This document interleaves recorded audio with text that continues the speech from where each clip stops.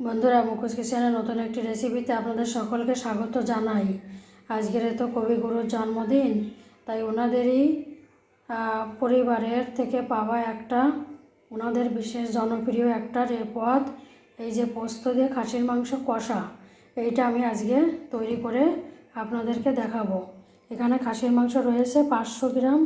এই খাসির মাংসটাকে দিয়ে আমি এই রান্নাটা করব। তাহলে চলুন দেখতে থাকুন কিভাবে আমি এটা তৈরি করি। এখানে মশলা রেখেছি আমি, এই যে একটা ছোটো রসুনের কোয়া বেছে রেখেছি, 1 ইঞ্চি আদা রেখেছি, আর এখানে 3টে ছোট মাঝারি সাইজের পেঁয়াজ।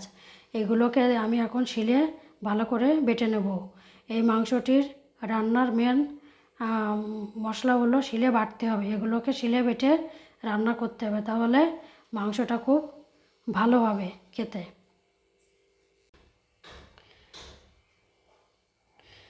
এখানে পেঁয়াজটা বেটে রেখেছি, পেঁয়াজ আদা রসুন, আর এখানে 3টে কাঁচা লঙ্কা। এটাকে দিয়ে এখন আমি এই মাংসটার মধ্যে ম্যারিনেট করে রাখবো।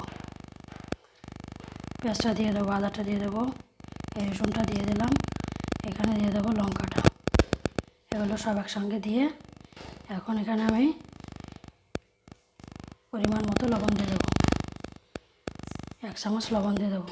লবণ দিয়ে এটাকে আমি ম্যারিনেট করে রেখে দেবো। 2 ঘন্টা যদি রাখা যায় তাহলে খুব ভালো হয়। আর কেউ যদি সারা রাত রাখতে পারে এরকম ম্যারিনেট করে মাংসটা, তাহলে আরও বেশি ভালো হয়। ওনারা এইভাবেই করতেন রান্না। এই মাংসটাকে আমি এখন 1 ঘন্টার মতো এরকম ম্যারিনেট করে এটাকে ঢাকা দিয়ে রেখে দেবো। এভাবে ঢাকা দিয়ে এটাকে রেখে দেবো। এখানে আমি নিয়েছি এই চামচটার 1 চামচ, আর এরকম সামান্য কিছুটা এই শাহি জিরে। এই শাহি জিরেটাকে এখন আমি ভালো করে এটাকে এই একদম মিহি করে বেটে নেব। এখানে রেখেছি আমি এই চামচটার 3 চামচ এই পোস্তর দানা। এই পোস্তটাকে আমি এখন ভালো করে মিহি করে এটাকে বেটে নেব। এইখানে আমি তেল দিয়েছি কড়াইতে পরিমাণ মতো। এই সম্পূর্ণ প্রক্রিয়াটি হয় ওই প্রেসার কুকারের মধ্যে, কিন্তু আমার সুবিধার জন্য আমি কড়াইতে এই মাংসটাকে ভালো করে কষিয়ে নেব, কারণ প্রেসার কুকারে ঠিক আমার হয় না। এখানে দিয়েছি গোটা গরম মশলা, দারচিনি, এলাচ, লবঙ্গ। এলাচগুলো একটুখানি ছিঁড়ে দেবেন, তা নাহলে ফুটিয়ে আবার মুখে আসবে। এটাকে দিয়েছি ফোড়ন, আর এখানে দিয়েছি একটা তেজপাতা ছিঁড়ে, আর এখানে একটা শুকনো লঙ্কা দিয়েছি ফোড়ন। শুকনো লঙ্কা ফোড়ন দিয়ে এখানে আমি ম্যারিনেট করা মাংসটাকে এখানে দিয়ে দেবো। এই প্রথমে এই যে এটা রেখেছি, এটা আছে শাহি জিরেটা। এই জিরেটাকে এখানে দিয়ে দেবো, জিরে বাটাটাকে দিয়ে এটাকে আমি ভালো করে এটাকে করে নেব।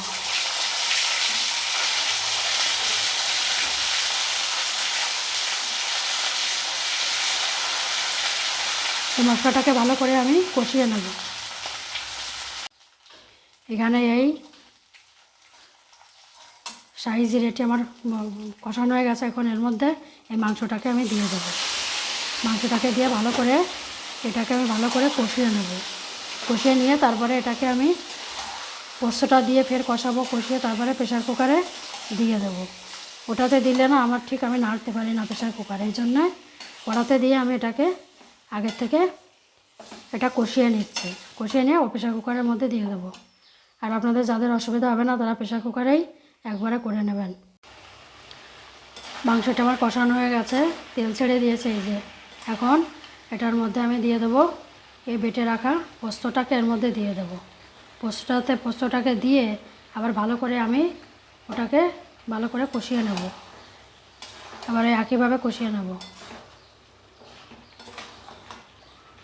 আপনারা চাইলে এর মধ্যে গুঁড়ো লঙ্কা কিংবা হলুদ, মিষ্টি সব কিছু দিতে পারেন, কিন্তু যে আসল রান্নাটা তাতে কিন্তু এইসব কিছুই নেই। আমি যেভাবে করছি ঠিক এইভাবেই এই রান্নাটা করা হয়েছে ওখানে, সেই একইভাবে আমি রান্নাটা করছি। তাহলে এটাকে আমি ভালো করে কষিয়ে নেব। এই মাংসটি আমার পোস্ত দিয়ে কষানো হয়ে গেছে। এখন এটা আমি প্রেসার কুকারের মধ্যে এবারে এটাকে দিয়ে দেবো। দিয়ে সামান্য একটুখানি জল দেব। এটা গা মাখা মতো হবে, বেশি ঝোল হবে না এটায়। এখন একে প্রেসার কুকারের মধ্যে ঢেলে দেবো। এটা আমি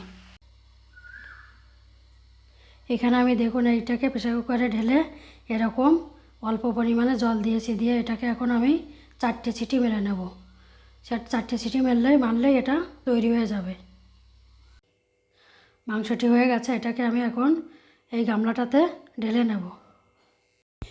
দেখুন বন্ধুরা, পোস্ত দিয়ে খাসির মাংস কষাটি আমার হয়ে গেছে।